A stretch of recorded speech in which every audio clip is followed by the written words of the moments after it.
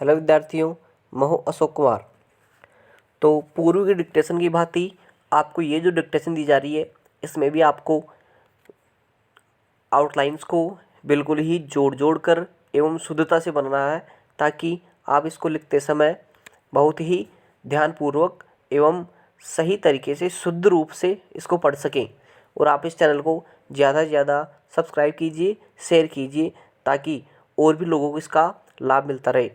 तो चलिए डिक्टेशन को स्टार्ट करते हैं।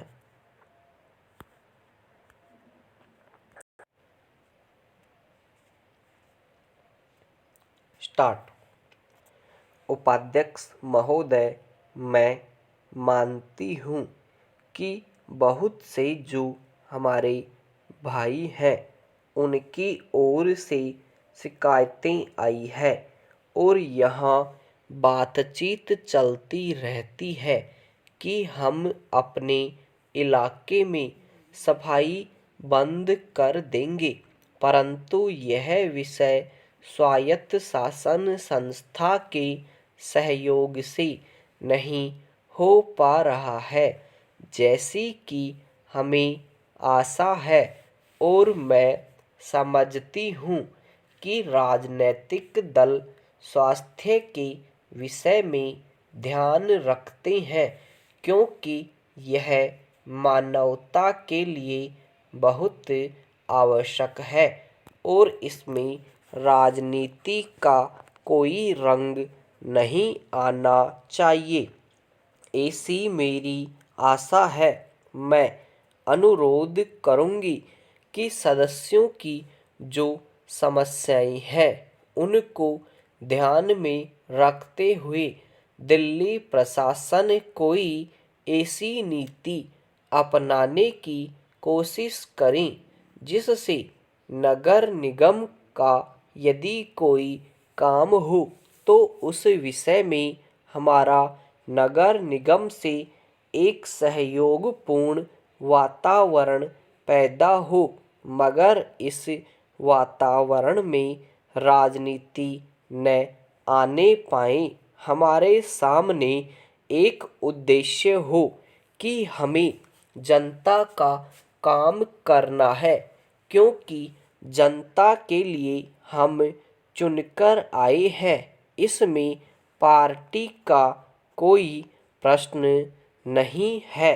दूसरी बात, मैं यह कहना चाहता हूँ कि अनाथ बच्चों के लिए जो इस बजट में प्रावधान किया गया है कि उनके लिए केंद्र बनाए जाएंगे, तो मैं समझती हूँ कि इन केंद्रों के साथ साथ बेसहारा महिलाओं के लिए जो कि समाज से तिरस्कृत हैं, ऐसी महिलाओं के लिए जगह जगह इस प्रकार के केंद्र खुलने चाहिए जहां उन्हें रोजगार सिखाया जाए और साथ ही साथ आर्थिक रूप से स्वतंत्र बनाने की तरफ भी प्रयत्न किया जाए।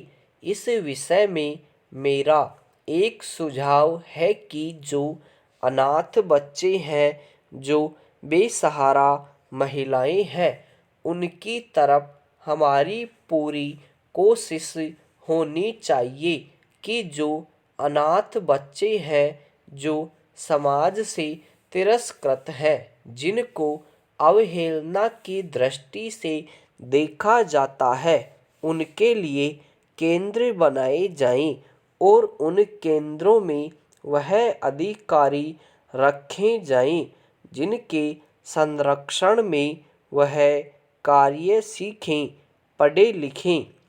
यदि इसमें बाहर के सदस्य हों तो वे ऐसे होने चाहिए जिनका जीवन सरकारी सेवा में बीता हो। ऐसे योग्य लोगों से सहायता लीजिए। यदि इसमें असामाजिक तत्व घुस गए तो फिर हमारा पैसा ऐसे ही खर्च हो जाएगा और जो नीति हमने बनाई है वह असफल हो जाएगी, जिसका परिणाम यह होगा कि हम उस नीति को कार्य रूप में परिणत नहीं कर सकेंगे।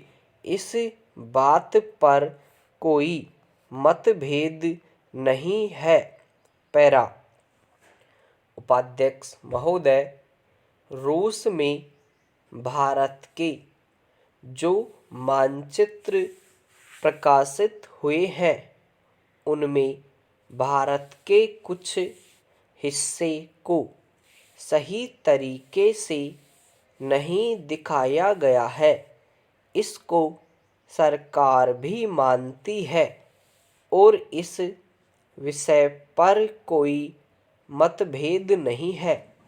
प्रश्न यह है कि अगर किसी देश ने हमारे देश का गलत मानचित्र प्रकाशित किया है तो एक सरकार के रूप में भारत सरकार का जो कर्तव्य है उसने उसको निभाया है या नहीं, और अगर निभाया है तो किस प्रकार से निभाया है।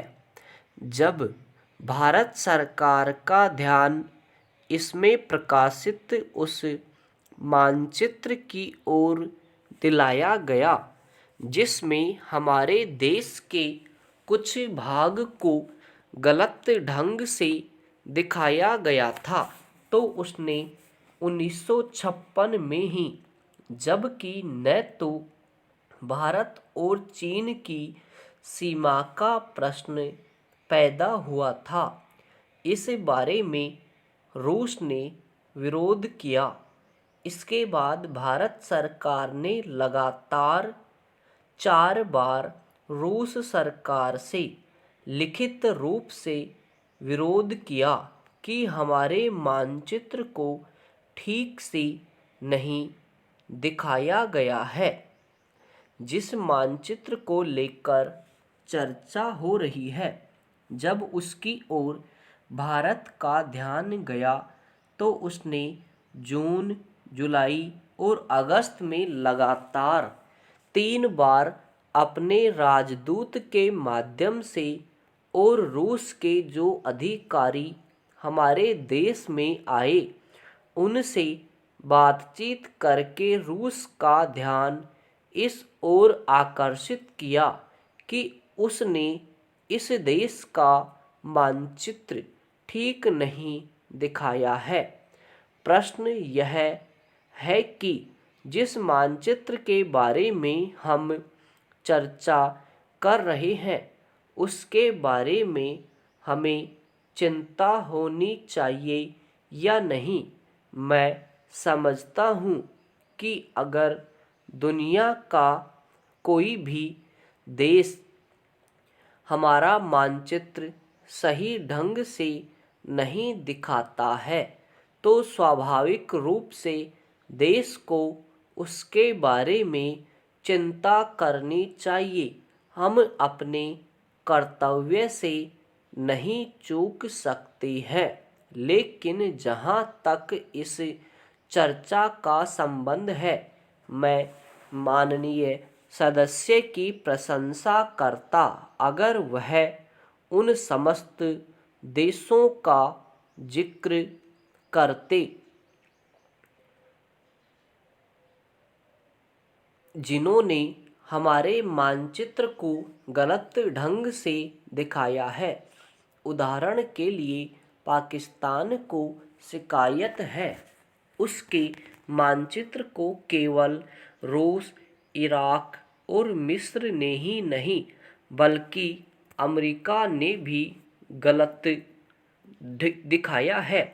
जिस कश्मीर को हम भारत माता का ताज और मुकुट कहते आए हैं, जिसे हम कहते हैं कि वह इस धरती पर हमारा स्वर्ग है, उस इलाके को बिल्कुल उनकी दया और कृपा पर छोड़ दिया गया है।